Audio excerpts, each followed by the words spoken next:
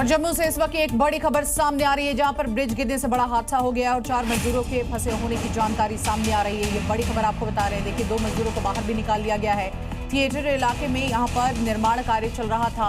SDRF की team मौके पर पहुंची, एनडीआरएफ की टीम पहुंची है। पुलिस की मौजूदगी में आप देखिए किस तरह से रेस्क्यू ऑपरेशन चलाया जा रहा है। स्थानीय लोग भी मदद कर रहे हैं। ये तस्वीरें जम्मू की, जहां पर पुल गिरा, 4 मजदूर दबे बताए जा रहे हैं, जिसमें से जानकारी ये है कि देखिए 6 मजदूरों के दबे होने की जानकारी थी, जिसमें से 2 को रेस्क्यू किया गया है, 4 अब भी दबे हुए हैं। एनडीआरएफ, एसडीआरएफ, स्थानीय लोग, पुलिस, हर कोई मौके पर मौजूद है।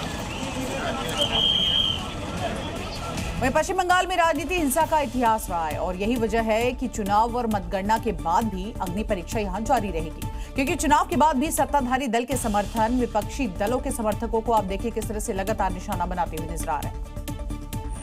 और ये चुनौती अभी आने वाले वक्त में दिखेगी।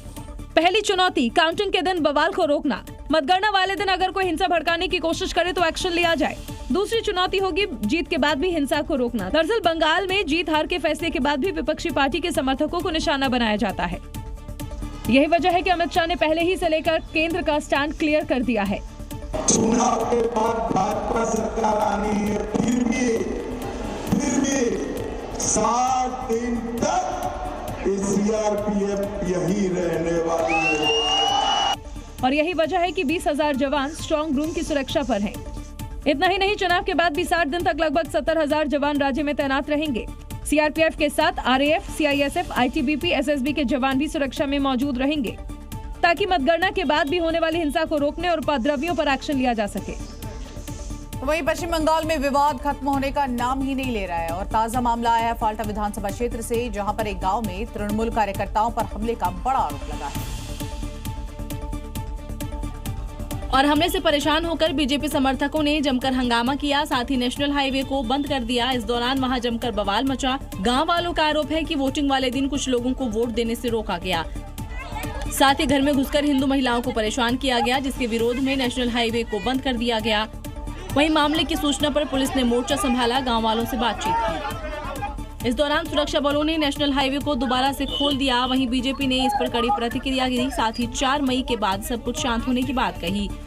तो जैसे आदरणीय गृह मंत्री जी ने बताया कि 2 महीने तक कम से कम सेंट्रल फोर्सेस रहेंगे और सबसे बड़ी बात है, इस बार बीजेपी की सरकार जब बनेगी तब तो पोस्टपोल वायलेंस होने की बात ही नहीं आएगी।